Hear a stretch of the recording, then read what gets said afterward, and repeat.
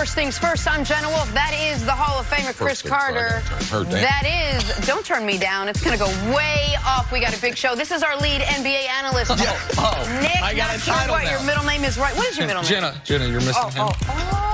Yeah, it's good to have you guys back. Yeah. It's good for me to be back. You guys have been here. Way to blame it on us. I know. Welcome back to the show, both of you. Big show today after a great weekend in the NBA. LeBron chimed in on the whole Magic Johnson debacle. The Raptors took back home court advantage from the 76ers, but we are going to start out west. Hey, we said that Houston couldn't go down 0-3 to the Warriors, right? That would all but end their playoff run, and clearly they took our advice. It took overtime, but James Harden and the Rockets went out and beat the Warriors as they had planned. Harden, whose eyes were both still visibly red after getting aggressively poked in Game 2, dropped 41, including 13 points in the fourth quarter and overtime.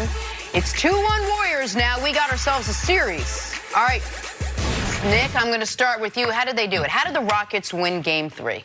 All right, I'll start with the positive. Start with the things people did well instead of the things people did poorly. It's Monday morning. Start the week off on a good note. Sure. The Rockets were brilliant defensively once again. Yes. Now, I know you might see, wait, the Warriors scored how many? They scored how many points? How could you say 121 points? 112 in regulation. And when the Warriors have single-digit turnovers and you hold them under 120, when Durant goes for 40-plus, when Iggy and Draymond once again combine for 30-plus, and you hold them to a reasonable amount of points, I think the Rockets were spectacular defensively because they stuck to their game plan. And the game plan has been, we're going to trust P.J. Tucker, more on him later, to guard Kevin Durant, and we're not going to allow Steph and Clay to beat us. We're going to try to make sure P.J. doesn't get switched off Durant as much as possible, and we're going to deal with it. They also didn't panic. They left Clint Capella in the starting lineup. They let Clint Capella play big minutes. Didn't overreact. And he earned his minutes. He played as well, certainly the best game he's played in this series, even if it's a tough matchup for him. And Harden was great in the first three quarters, struggled in the fourth, and then was great again in overtime. So that's the positives. The other way the Rockets won is Steph Curry was miserable. Steph Curry was terrible. You cannot just blame it on the hand. It wasn't just the missed dunk at the end.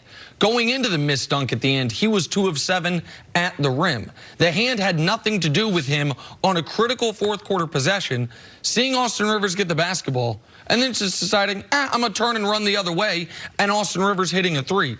This was as bad as we've seen Steph play, aside from a couple really rough NBA Finals games. So the Harden does his thing, Eric Gordon goes off, the Rockets execute their game plan defensively, and Steph is awful.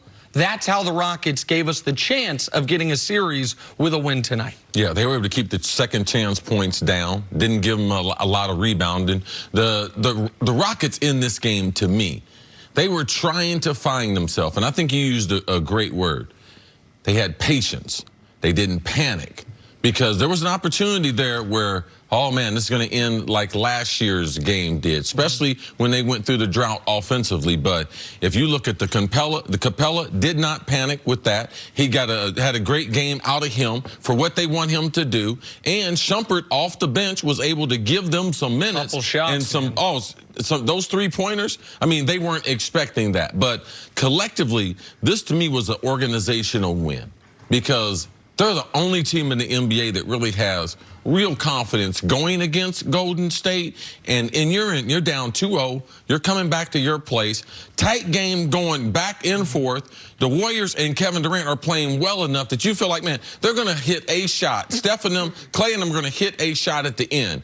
But their overall game plan as far as Clay and Steph has been brilliant, and it's allowed them to be able to get back into this series. Andre Iguodala and Draymond Green can't be the second best player on your team when you have Steph Curry on the team.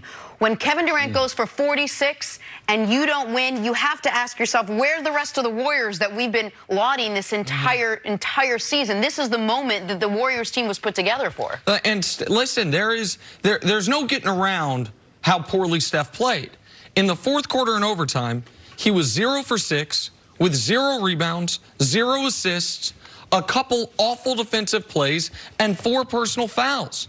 That's awful. When Durant brought him back, the Warriors were given a gift in that, I don't think it was a bad call, but P.J. Tucker picked up, this was, I think, missed in the broadcast to a degree. P.J. Tucker picked up his 4th foul a minute and a half into the 3rd quarter.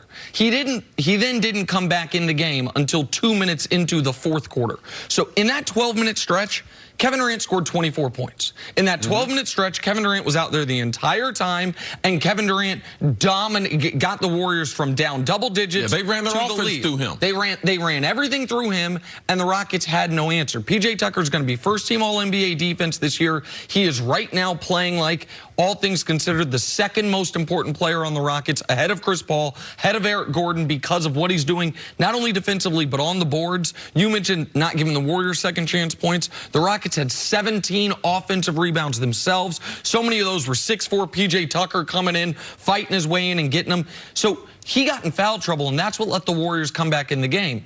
If Steph just has a mediocre game, the series is over. If Steph just has an average game, they are up 3-0, and tonight's game is pretty meaningless. He had as bad of a game as you can have, up to and including the laughable missed dunk, which could have cut it to 3 late. And that was, the game wasn't over there. If he makes that dunk, it's a 3-point game with 20 seconds left. You're alive. And now they have to regroup for game 4 tonight. And that's one reason why Steph has been able to avoid a lot of criticism, because there's been finals where he had 2 or 3 average to poor games.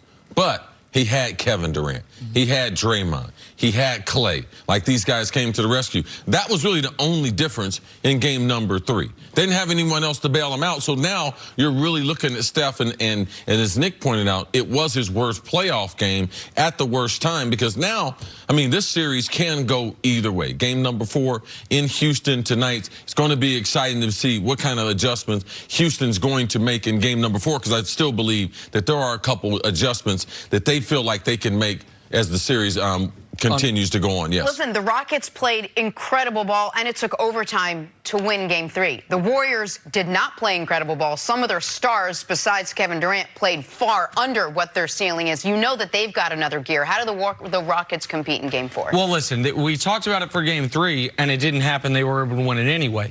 Is Chris Paul going to have a big game in this series? It's Chris Paul's time. Yeah, is Chris Paul going to, because you can't rely on Eric Gordon's 30 points and 7 of 14 from 3. Now, Eric Gordon's been their 2nd most reliable offensive player this postseason, but you can't say he's going to give you 30 again. You also, those Iman Shumpert threes, especially the off-the-dribble pull-up 3, that isn't found money. That might be stolen money. Like, that is not duplicable. So they need Chris Paul. I mean, you look at it, you're like, okay, 14 points, 8 rebounds, 7 assists, only 8 field goal attempts. He was the one who they called his number for the final play of regulation, and he couldn't even get a shot up. They are going to need Chris Paul to show up in large order tonight, because you can't expect Steph, even if he's not going to have a great game, Steph is not going to have one of the 2 worst playoff games of his career in back-to-back nights. Well, as much as we respect the Rockets, we could say James Harden, we could say Chris Paul, we could say Capella. They need some bench help. Jenna, the Warriors are so good. They need some help. That's what the Rockets, they need the Warriors to be able to help them out. They need Clay to have a bad night. They need Steph to be a little bit off.